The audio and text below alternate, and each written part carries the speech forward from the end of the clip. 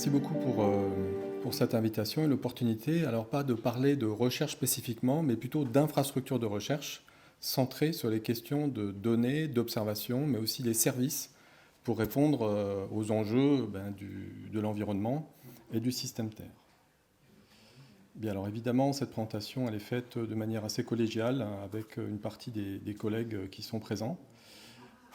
Alors, quels sont les enjeux scientifiques qui sous-tendent une infrastructure de recherche comme Dataterra? C'est d'abord et avant tout d'être confronté à la complexité des différents compartiments du système Terre, en termes de processus environnementaux, dynamiques, de changement d'échelle, mais aussi d'interaction entre tous ces compartiments, que ce soit l'atmosphère, les océans, les anthroposystèmes également. Donc, pour arriver à comprendre d'une manière un peu plus intégrée, il faut maîtriser un ensemble complexe d'informations, de grandes variétés de données, qu'elles viennent des satellites, qu'elles viennent des drones, des bateaux, de la production des données in situ, et le tout sur le temps long. Et donc pour organiser tout ça, il a été décidé de créer un dispositif qui va permettre de faire parler ces données ensemble, d'avoir des services qui vont pouvoir combiner tout ça, et bien évidemment d'avoir des capacités de stockage, de calcul et de traitement de ces informations, en réponse à des besoins et des enjeux scientifiques.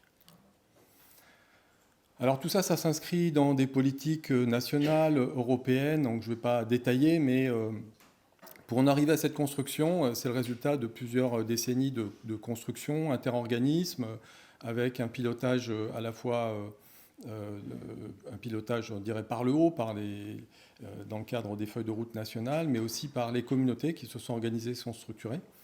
C'est aussi également des contributions à toutes les politiques de sciences ouvertes. Et puis, dans un cadre européen, des contributions à EOSC, une structuration nationale avec des contributions à EOSC, mais aussi à l'environnement des infrastructures de recherche européennes. Et aujourd'hui, on parle de jumeaux numériques. Donc, cette construction a vocation à contribuer à tous ces enjeux. Évidemment, il y a des enjeux internationaux derrière tout ça. Alors, je ne vais pas rentrer dans le détail, mais pour ceux qui sont habitués des infrastructures de recherche, c'est une illustration de l'organisation des infrastructures de recherche du domaine environnement système Terre. Et ce que vous voyez, alors ceux qui connaissent ça, pas de souci, mais vous avez d'un côté des infrastructures de recherche qui sont donc inscrites sur la feuille de route des infrastructures depuis des décennies pour certaines, qui sont plus de l'ordre de l'observation, de l'expérimentation, des infrastructures de recherche qui sont plus de la logistique. Et vous avez ce qu'on appelle les I-infrastructures de recherche, donc les infrastructures de recherche centrées sur les données et les services. Dataterra se situe ici, en interface avec les infrastructures productrices de données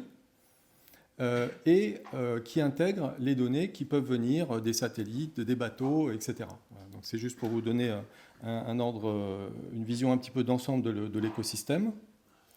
Et vous avez évidemment l'équivalence en Europe, où l'organisation n'est pas tout à fait la même, mais derrière chaque infrastructure européenne, vous avez le pendant, le miroir français de l'infrastructure. Et Dataterra, par son positionnement sur les services aux données, vient s'adosser ou être partenaire des infrastructures thématiques pour faire partie du miroir français des infrastructures européennes, sachant qu'à l'échelle de l'Europe, il n'y a pas encore aujourd'hui d'infrastructures de type Dataterra, même si nos collègues allemands et italiens ont construit des dispositifs assez similaires, donc il est fort probable qu'on y ait. Alors, je vous rassure, on va s'arrêter là dans les présentations un peu générales, mais c'était pour vous situer les enjeux. Alors, une infrastructure de recherche est mise en place parce qu'on est confronté à un certain nombre de verrous, un certain nombre d'enjeux. Un premier, c'est l'évolution des besoins des communautés scientifiques. Et quand on parle des communautés scientifiques, c'est toutes celles qui sont concernées par les sciences du système Terre, de l'environnement, comme on a eu des exemples précédemment. Et quels sont ces éléments on va dire, d'évolution? C'est le fait qu'on est de plus en plus sur des données multisources, multicapteurs, on doit coupler à la fois du traitement, de l'analyse, de l'intelligence artificielle, et le tout sur le temps long, avec des observations régulières, et voire avec des services un petit peu à la demande. Et ça change de nombreux paramètres dans la manière d'exploiter les informations et la manière dont les outils, type calculateur et autres, doivent être mobilisés. Vous avez sur la partie droite aussi ce à quoi on est confronté, c'est l'évolution exponentielle des données. Vous avez un graphique qui concerne plutôt, on va dire, les données spatiales. À horizon 2030, on dépasse plusieurs centaines de pétaoctets. Vous avez également une évolution des données, des réseaux de mesure, parce qu'aujourd'hui, on fait de la collecte pratiquement en temps réel avec des réseaux de capteurs, donc une augmentation significative des données qu'aujourd'hui, plus aucune communauté n'est capable de gérer tout seul. Et donc, il y a une réorganisation qui doit se faire en fonction des types de besoins et des types de demandes. On a également l'enjeu de l'acculturation. Comment est-ce qu'on construit ces services de demain? Ça a été un peu évoqué pour les HPC, mais c'est vrai également pour d'autres types de services distribués ou par exemple par rapport aux logiciels qui vont être de plus en plus ouverts, de plus en plus interconnectés. Voilà, je voulais citer juste quelques verrous. Donc Dataterra, c'est une infrastructure dédiée aux données et aux connaissances pour le système Terre qui a vocation à organiser à la fois l'accès, la production de données, des services, pour être capable de répondre aux enjeux de la connaissance, de l'observation et de la compréhension du système Terre. Donc une grande ambition. De nombreux partenaires, 26 organismes de recherche et universités, aujourd'hui signataires des conventions de Dataterra depuis maintenant 2016. On a plein d'instruments, puisqu'on le verra tout à l'heure sur les illustrations, comment fonctionne un pôle de données.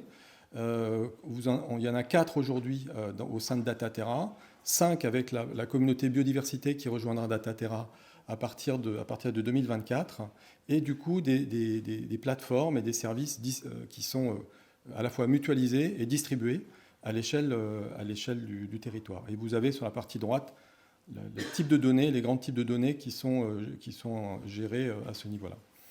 Donc dans les objectifs un peu plus pratiques et concrets, c'est comment faciliter l'accès à l'utilisation de tous ces jeux de données avec leur diversité, des services de visualisation, de traitement avec des grosses volumétries, de la mutualisation, de l'interopérabilité. Donc je ne rentre pas dans le détail, mais du coup on voit très vite que l'accès à des capacités des grands centres de calcul, des HPC, etc., est devenu c'est déjà une réalité, mais ça le sera encore plus quand on aborde les questions scientifiques qui sont plus intégrées avec les différents compartiments du système Terre, qui nécessitent de coupler un modèle, des indicateurs, des cartographies, et le tout en quasi temps réel. Donc là, c'est une petite cartographie des types de services. Donc vous voyez que pour construire ces services un petit peu de haut niveau orientés utilisateur, je ne vais pas tout décrire, on s'appuie sur toute une architecture, et évidemment avec des ressources réseau, des ressources HPC, mais on intègre aussi évidemment tout ce qui est mésocentre également, et puis des systèmes de type catalogue et autres pour être capable de découvrir ces données et de développer des services derrière tout ça. Donc, 4 pôles de données, le pôle atmosphère, qui est relativement structuré, une dizaine d'institutions partenaires. Et donc là, ce sont quelques illustrations du rôle de ces pôles de données qui sont connectés aux infrastructures d'observation et qui proposent l'accès à des données, des outils de visualisation, mais aussi qui produisent des données, par exemple pour des données issues des satellites, pour produire régulièrement, parce que les communautés ont ces besoins. Et du coup, on a un dispositif qui est sur 4 sites sur le territoire, certains opérés par Météo France, d'autres par le CNRS, d'autres mutualisés, qui permettent d'avoir ces centres ressources et ces compétences pour développer et répondre aux questions de type qualité de l'air, couplage de données de type carbone et surface continentale dans un certain nombre de cas. Un autre pôle de données sur la Terre solide qui va s'intéresser à comment on appréhende et on mesure l'évolution et la déformation de systèmes et des risques telluriques.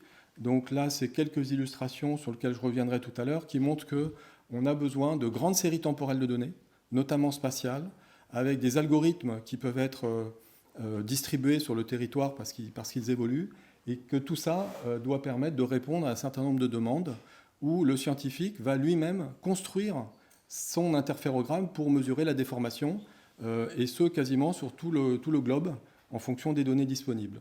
Donc vous imaginez bien que derrière, c'est tout un workflow, enfin un enchaînement de tâches qui doivent être mis en œuvre et qui doivent reposer sur des capacités de stockage, de calcul et de traitement.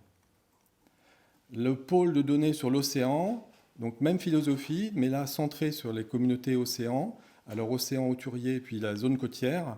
Et donc vous avez des exemples de produits, le monitoring du trait de côte qui nécessite d'aller chercher des données à différents endroits, la collecte des données qui donne des paramètres sur l'oxygène de l'eau, sur la bathymétrie, enfin tout type de données et de produits dérivés qui répondent aux besoins des communautés scientifiques pour leur recherche, mais aussi en appui aux politiques publiques pour un certain nombre de domaines notamment. Voilà, donc l'organisation, je n'y reviens pas. Un autre pôle de données très important, qui a d'ailleurs un historique important sur le site de Montpellier, avec un Equipex qui à l'époque s'appelait GéoSud et qui a largement contribué à ce pôle national.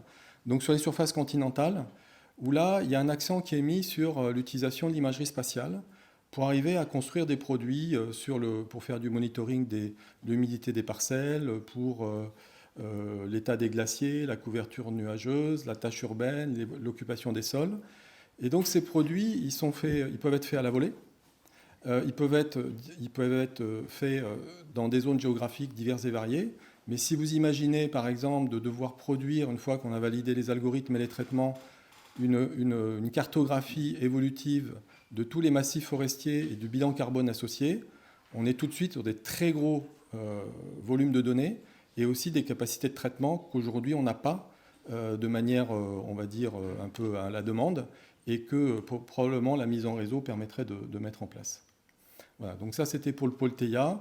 Et un dernier dispositif transverse qui permet à toute la communauté scientifique d'avoir accès à de l'imagerie satellitaire de manière gratuite et avec des services à valeur ajoutée derrière pour tout acteur. Et donc c'est un service qu'on propose à la communauté et qui fonctionne très bien avec des politiques de quotas suivant les communautés et qui permettent d'avoir accès à la très haute résolution. Alors, quelques illustrations, parce qu'on là, on parle un petit peu théoriquement, mais qui sont un petit peu symptomatiques du fait que pour un certain nombre de phénomènes, pour les comprendre, il faut avoir accès à des informations avec différents points de vue. Et donc là, vous avez une illustration d'un volcan avec évidemment des questionnements qui concernent l'atmosphère. Et donc, vous pouvez, au travers d'un satellite géostationnaire, avoir accès à la compréhension des panaches et de la physique de l'atmosphère associée, voir des modèles qui ont été évoqués. La déformation en elle-même, avec soit de l'interférogramme, soit des réseaux de mesure, mais aussi, par exemple, la propagation d'un tsunami. Donc là, on est plutôt sur des données de type océan, et évidemment la cartographie des dommages. Donc c'est juste pour illustrer que quand on veut appréhender aujourd'hui un certain nombre de systèmes et de comprendre à la fois pour la connaissance pure ou alors pour accompagner la compréhension des impacts, on a besoin de tout ça. Mais que c'est loin d'être simple, parce que la construction s'est fait plus ou moins en silo avec le temps, et que pour faire parler toutes ces données ensemble, il faut un effort considérable d'interopérabilité, de standardisation, et donc on parle de fair data, on parle de tout ça, et donc c'est vraiment la base du métier d'infrastructure comme Dataterra. Une autre illustration, bon, je ne veux pas rentrer dans le détail, mais les vagues de chaleur, ça a plein de dimensions quand on parle de ça. Et donc là, on peut avoir de manière assez synoptique accès à toutes les informations qui sont collectées parfois sur des réseaux de mesure, avec des satellites, qui sont toutes qualifiées et documentées, y compris en termes de logiciels. Et donc ça permet aux communautés scientifiques d'être très performants pour analyser et sortir un certain nombre de résultats. Une autre illustration, alors c'est des produits qui sont tout récents. On est capable aujourd'hui, avec des séries de données qui viennent des radars de la famille des sentinelles ou des satellites optiques à très haute résolution, de lancer des algorithmes pour avoir un modèle de déformation de type centimétrique sur pratiquement tous les endroits du globe où on a les données, via des algorithmes qui vont bien. Et aujourd'hui, on a développé un service à la demande. Il y a déjà plusieurs centaines d'utilisateurs où les gens peuvent lancer ces traitements sur les 5 dernières années, sur les 10 dernières années, et avoir une idée de comment un système, alors pour les risques telluriques, mais ça peut être aussi pour la subsidence dans les villes, etc. Donc c'est juste pour vous donner quelques illustrations. Et pour finir sur d'autres illustrations, un volcan, comment est-ce qu'on couple un modèle, on va dire, de déformation du volcan et un modèle d'émission? C'est pas si simple que ça. Dans les deux cas, il faut de la puissance de calcul, mais il faut aussi les coupler.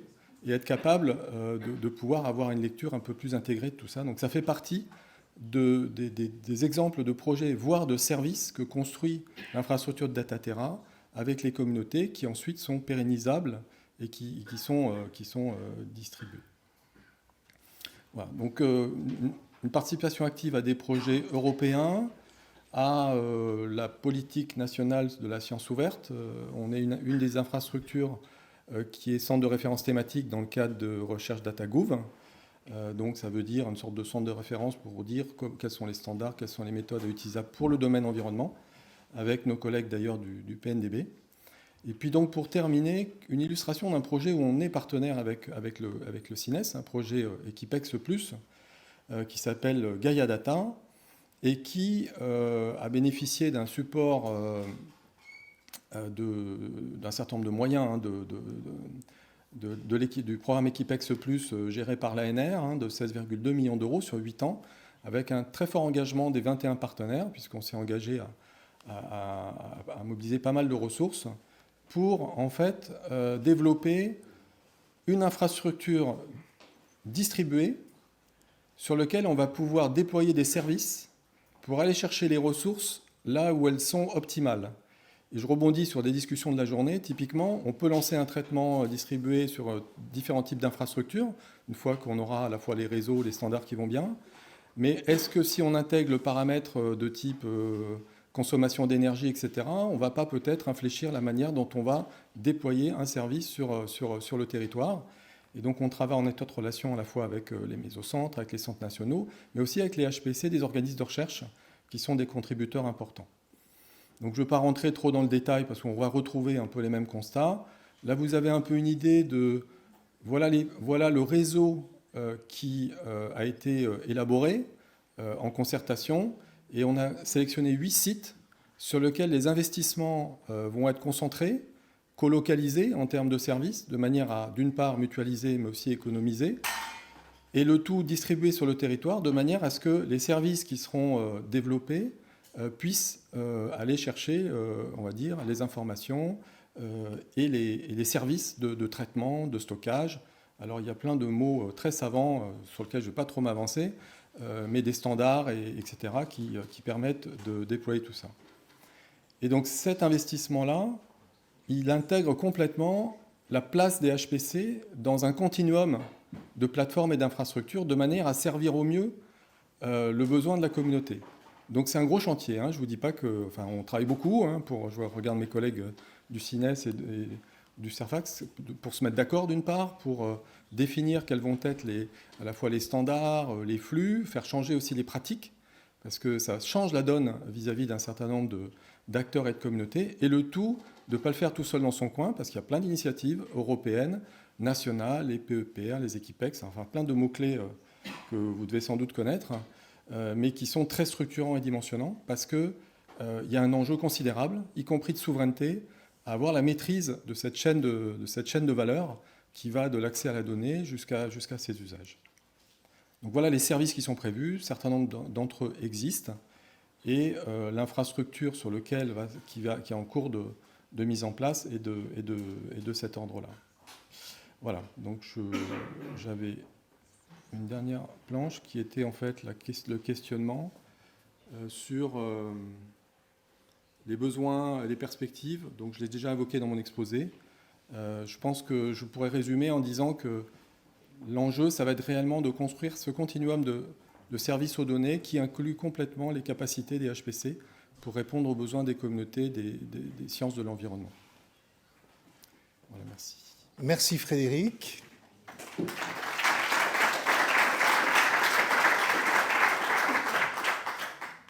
Alors on voit bien autour du calcul ces enjeux, hein, autour des données, de l'organisation, coordination, le mot souveraineté qui est très important, les enjeux nationaux, européens, et l'importance donc des partenaires au niveau du calcul.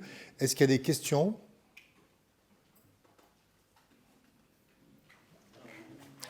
Alors une question, puis après je pense qu'on a gagné une petite pause de 15 minutes. Oui, bonjour.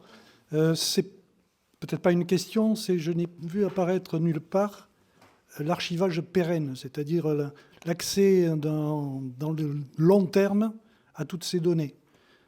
Il y a eu des données perdues au cours du temps et il serait dommage de perdre les données qui sont vraiment utiles aujourd'hui. Si on ne les conserve pas pour le long terme, j'ai peur que ça ne serve que pour... le long terme, c'est peut-être 50 ans, 100 ans. Mais voilà. Alors, est-ce qu'il y a quelque chose qui est prévu ou pas ? Alors, vous avez complètement raison. Il y a une vraie question sur l'archivage long terme des données et quelles données. Quand on est producteur de toutes ces informations, est-ce qu'on garde toutes les données de base, tous les produits dérivés, ou est-ce qu'on a des capacités pour reproduire ces données ? Donc il y a une vraie question qui concerne toute la communauté. Alors Dataterra, dans son mandat et sa mission, n'a pas directement cette responsabilité-là qui incombe aux organismes comme le CNRS, enfin tous les organismes qui sont partie prenante. Mais par contre, on contribue à cette réflexion pour justement avoir une politique la plus concertée possible pour sauvegarder et à long terme ces jeux de données. Donc ça, c'est une partie du travail des pôles de données. Je ne l'ai pas évoqué là, parce que ce n'est pas quelque chose qui est...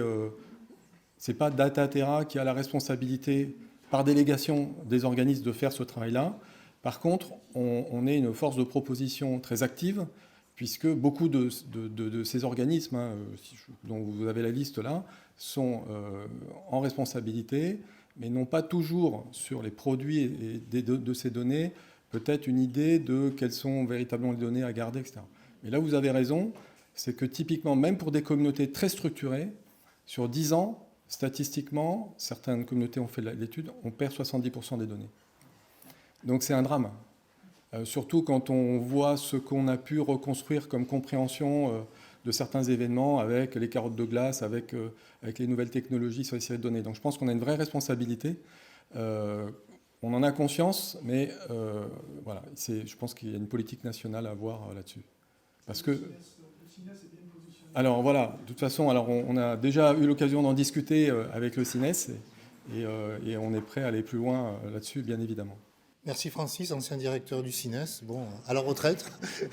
Et effectivement, c'est marrant, c'est un chiffre qu'on n'a pas prononcé. On a parlé de nano, on a parlé de Tera, d'Exa. On n'a pas parlé de Zeta, qui est 10 puissance 21. Et effectivement, l'accumulation de ces données.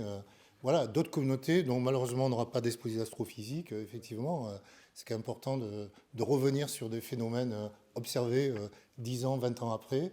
Voilà, donc c'est effectivement des messages qu'il faut faire absolument remonter dans nos communautés et au ministère. Donc merci Frédéric. Et alors...